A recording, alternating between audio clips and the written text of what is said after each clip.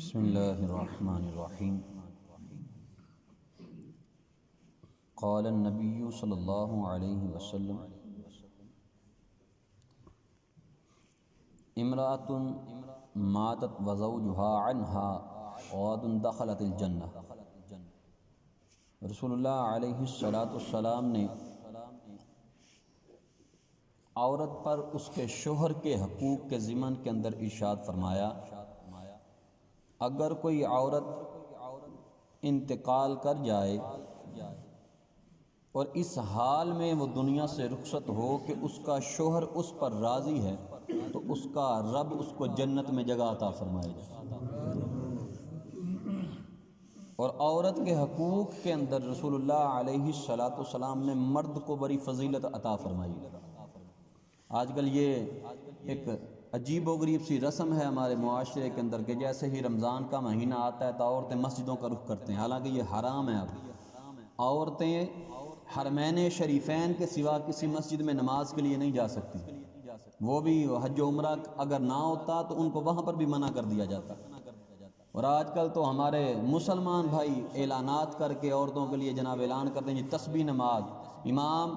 امام اعظم ابو حنیفہ سرکار رحمۃ اللہ علیہ کا یہ فرمان علی شان ہے کہ عورتیں جماعت نہیں کروا سکتی، وہ اپنی اپنی نماز پڑھیں۔ بلکہ مردوں کے لیے حکم ہے کہ نفلی نماز کی جماعت نہ کروائی جائے، بلکہ نفلی نماز ہر بندہ الگ الگ اپنی ادا کرے۔ یقیناً جب خود ادا کرے گا تو کوئی لفظ ایسا زبان سے نکلے گا کہ دل کی جو رکیت ہے وہ لوٹ آئے گی، رونا آ جائے، اور نہ جانے کس آنسو کے بدلے میں رب سونا سارے گناہ معاف فرما دے۔ آج کل تو ہمارے محفلوں پر بھی یہی ہوتا ہے نا کہ جناب جی تسبیح نماز 11:30 بجے پڑھی جائے گی۔ ایک عجیب سی صرف رسم، وہ امام نہیں پڑھنا ہے جو پڑھنا ہے، پیچھے تو بس ہاتھ باندھے کھڑے ہیں۔ وہ اقبال یوں ہی نہیں نا کہتا کہ ہاتھ باندھے کھڑے ہیں سب اپنے ہی خیالوں میں، کوئی پوچھے جا کر امام سے کہ نماز کس کو پڑھا رہا ہے۔ رسول اللہ علیہ السلام نے ارشاد فرمایا، جب کوئی عورت نماز ادا کرے، مسجد میں نماز ادا کرنے سے بہتر ہے، افضل نماز اس کی یہ ہے وہ اپنے گھر کے صحن میں نماز ادا کرے۔ اور پھر مرد کو فضیلت دیتے ہوئے فرمایا کہ گھر کے صحن کے اندر نماز ادا کرنے سے افضل ہے کہ عورت اپنے شوہر کے کمرے میں نماز ادا کرے، اپنے شوہر کے کمرے کے اندر نماز ادا کرے۔ اور پھر رسول اللہ علیہ السلام ارشاد فرماتے ہیں، میں معراج کی رات جب گیا تو میں نے دوزخ کا بھی مشاہدہ کیا، اور اس کے اندر میں نے کثیر تعداد کے اندر ایسی عورتیں دیکھیں کہ جو عذاب کے اندر مبتلا تھی۔ میں نے جبرائیل سے کہا کہ جبریل یہ ان کے ساتھ اتنا دردناک معاملہ کیوں ہے؟ حضرت جبریل امین عرض کرتے ہیں، یا رسول اللہ یہ عورتیں اپنے مرد پر لان تان کیا کرتی تھیں، جدھر بیٹھنا اپنے مرد کی بدخوئی شروع کر دینی، وہ تو مجھے کھانے کو نہیں دیتا، پینے کو نہیں دیتا۔ امام احمد رضا ملفوظات اعلی حضرت کے اندر فرماتے ہیں کہ غیرت مند مرد وہ ہے جو اپنی عورت کو غیر محرم عورت کے پاس بھی نہ جانے دے۔ میں نے جب یہ بات پڑھی تو میں ایک دفعہ حیران ہوا، پھر استاد محترم سے پوچھا۔ ویسے بھی الفاظ کا جو معنی ہوتا ہے نا، الفاظ کے معنوں کا جو سمندر ہے وہ کسی فقیر کے در سے ہی ملتا ہے۔ استاد صاحب فرماتے ہیں، پتر جیری عورت اپنے مرد دی سگی نہیں، اپنے ماں باپ دی عزت دی سگی نہیں، جیری غیبت بخیلی چگلی کرنے والی بی بی ہو، محلے دے اندر مشہور بی بی ہوئے، ایہو جی بی بی دے کول اپنے گھر والیاں نو بیٹھنا منع کرو، بلکہ وہ اپنے گھر دے اندر آنا بھی منع کرنا چاہیے۔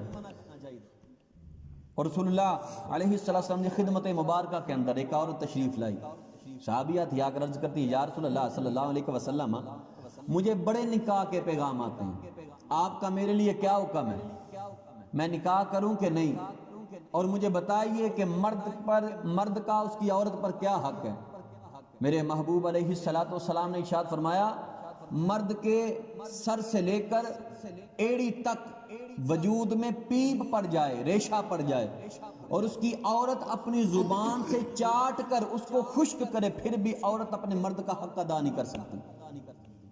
پھر بھی عورت۔ اور اس حدیث کی وجہ تسمیہ کیا ہے؟ ہر بات کا کوئی مقصد ہے، مقصد کیا ہے؟ کیوں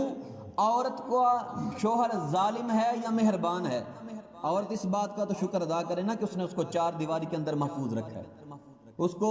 باہر کے وکالی بھیڑوں سے بچا کر رکھا ہے، اس کو بد نظری سے بچا کر رکھا ہے۔ کچھ نہیں، اگر خدا نہ خواستہ شوہر دنیا سے چلا گیا تو وراثت اس کے حصے میں آئے گی۔ اور کچھ نہیں تو کم از کم زیادہ نہیں تو تھوڑا سے ہی کھانے کو تو دیتا ہے نا، عزت تو محفوظ ہے۔ اگر عورت صبر کرے، لوگوں کو نہ بتائے تو رب سنا غیب سے مدد فرماتا ہے۔ جیسے مشکاۃ شریف کے اندر وہ حدیث مبارکہ کے ایک صحابی رسول صلی اللہ علیہ وسلم گھر کے اندر تشریف لائے تو اپنی عورت سے پوچھتے ہیں گھر میں کچھ کھانے کو ہے؟ تو وہ کہتی ہے نہیں میرے سردار گھر کے اندر تو کھانے کو کچھ نہیں۔ آپ مزدوری کے لیے باہر نکلے تو کسی نے مزدوری نہ دی، تو شرما کر، مرد تھا نا، شرما کر ایک جنگل کی طرف نکل گئے کہ رات ہوگی تو پھر گھر جاؤں گا، اب دن کو خالی ہاتھ جاؤں گا تو لوگ دیکھ کر برا سمجھیں گے، خالی ہاتھ گھر گیا تو لوگ برا سمجھیں گے۔ اب وہ جنگل میں چلے گئے، اب وہ بی بی جو ہے گھر میں، ان کی زوجہ محترمہ، انہوں نے دیکھا کہ میرا شوہر ابھی تک آیا نہیں، انہوں نے کیا کیا، صحن کے اندر نا ایک کپڑا بچھایا، تندور کے اندر آگ جلا دی۔ اب وہ پڑوسنے آئیں، آج تو بڑی آگ جلائی ہے، لگتا ہے کچھ زیادہ ہی کھانا بنانے لگے۔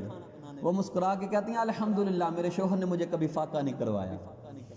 پھر دوسری آئی، وہ اس وقت کا ایک رواج تھا نا، وہ جب آٹا بنانا ہوتا تو وہ ہاتھ والی چکی تھی، وہ صحن کے اندر لوگ رکھتے تھے چادر بچھا کر۔ وہ ایک اور عورت آئی، اس نے آ کر کہا کہ بھئی آج تو صحن میں چادر بچھائی ہے، لگتا ہے کچھ زیادہ ہی آٹا بناؤ گے۔ کہتی ہے ہاں الحمدللہ میرے شوہر نے کبھی مجھے فاقہ نہیں کروایا۔ اور یہ سچ ہے، فاقہ کوئی شوہر نہیں چاہتا اس کی بیوی فاقہ کرے، یہ تو رب کی مرضی ہے، جو اس کو پیارا لگے اسے فاقے کروا دیتا ہے۔ اب وہ جب سارے چلے گئے، اس نے دروازہ بند کیا، چکی کو صحن میں رکھا، پارٹ دونوں جوڑ دیے، ہاتھ اٹھا کر نہ رب کی بارگاہ میں عرض کرتی ہے مالک میں نے تیرے حبیب کی تعلیم پر عمل کرتے ہوئے اپنے شوہر کی عزت پر پہرا دیا ہے، اے میرے مالک مجھے اپنی جناب سے پاک رزق عطا فرما۔ اب وہ حدیث مبارکہ ہے، صحابی کہتا میں شام کو گھر آیا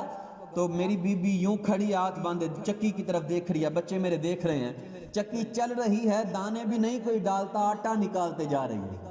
آٹا نکال رہی ہے۔ وہ صحابی رسول صبح آقا کی بارگاہ میں چکی اتار کر رکھ دیا، آقا کی بارگاہ میں گئے، آقا دیکھتے ہی فرماتے ہیں صحابی بتا نا کل رات کیا ہوا تھا،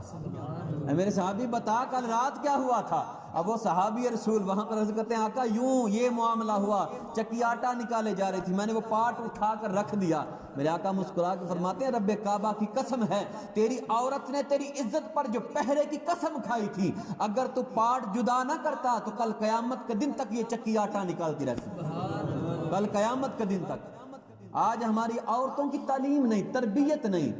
ایک ہی رجحان ہے، 16 کروا لو، 17 کروا لو، 18 کروا لو، کبھی اپنی عورت کو بتایا ہی نہیں کہ بیٹا، اپنی بیٹی کو بتایا ہی نہیں بیٹا اب تو جس زندگی کے مرحلے میں قدم رکھنے والی ہے اس کو کربلا ہی سمجھ لے،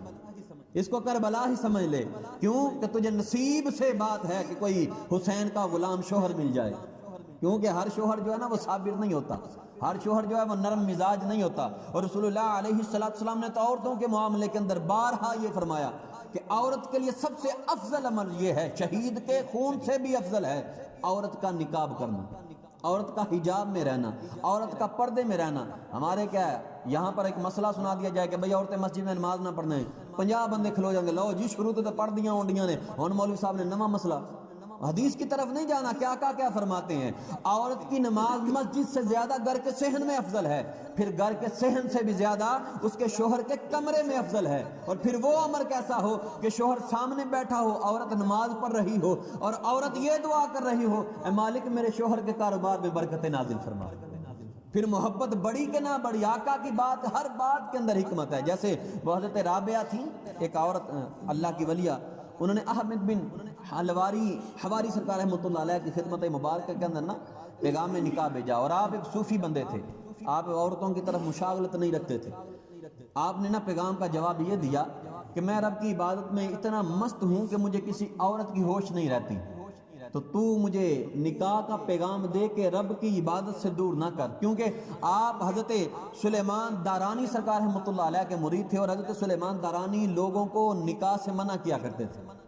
وہ کسی حکمت کے تحت۔ جب یہ بات ہوئی تو اس نے کہا کہ میں اس لیے نہیں کہہ رہی کہ آپ مجھ سے نکاح کریں کہ میں بڑی حسین ہوں، ایسے نہیں، اصل میں میرا شوہر فوت ہو گیا ہے اور مجھے ورثہ کے اندر یہ بات آئی، وراثت کے اندر نا بڑی جائیداد ملی ہے، میں چاہتی ہوں کہ اس جائیداد کو آپ جیسے صوفیاء پر آپ کے ذریعے سے خرچ کروں، میں خود تو جا نہیں سکتی، پردہ رکھتی ہوں، آپ خرچ کریں گے تو آپ کی سخاوت کا نام ہوگا اور اللہ مجھے جنت عطا کر دے گا۔ وہ کہتے ہیں میں اپنے پیر سے مشورہ کر کے بتاؤں گا، اور جب پیر کے پاس گئے تو پیر صاحب سے جب معاملہ فرمایا، عرض کیا، پیر صاحب فرماتے ہیں پترا جس بیبیاں تو میں منع کیتا نا وہ بی بی نہیں، جیڑیاں بیبیاں تو نکاح کرن تو میں منع کیتا ہے نا اے وہ بی نہیں جلدی کرے دے نال نکاح کر لے، اور آپ نے فوراً سے بات قبول کی، نکاح کر لیا، اور آپ بعد میں یہ بھی بات فرماتے ہیں حضرت سلیمان دارانی سرکار رحمۃ اللہ علیہ، بیٹا یہ جو بی بی تجھ سے کہہ رہی ہے اگر اپنی بات میں سچی ہے تو رب سنا اس کو جنت میں جگہ عطا فرمائے گا۔ ایسی عادتیں صرف صدیقین کی ہوتی ہیں، ایسی عادتیں صدیقین کی ہوتی ہیں، اور ہمیں یہ لازم ہے اپنی اولاد کی تربیت کی جائے۔ میں اکثر یہ بات کہتا ہوں کہ جب مرد و عورت اپنی محبت کو اولاد کے سامنے اس انداز میں پیش کریں کہ مرد پر عورت یقین دکھائے کہ نہیں جیسے آپ چاہیں، تو بیٹی جو ہے وہ کل کو نکاح کے بعد اپنے شوہر پر یقین رکھے گی، وہ اپنے شوہر کو برا نہیں کہے گی۔ اگر ماں اپنی بیٹی کے سامنے اپنے شوہر کو یعنی بیوی اپنے شوہر کو گالیاں دے، اب اس بیٹی کی ماں اس کے سامنے اس کے باپ کو گالیاں دے رہی ہے، کل کو وہ بیٹی اپنے شوہر کو گالیاں دے گی، کیوں؟ اس نے سیکھا یہ ہے۔ اگر آج ہم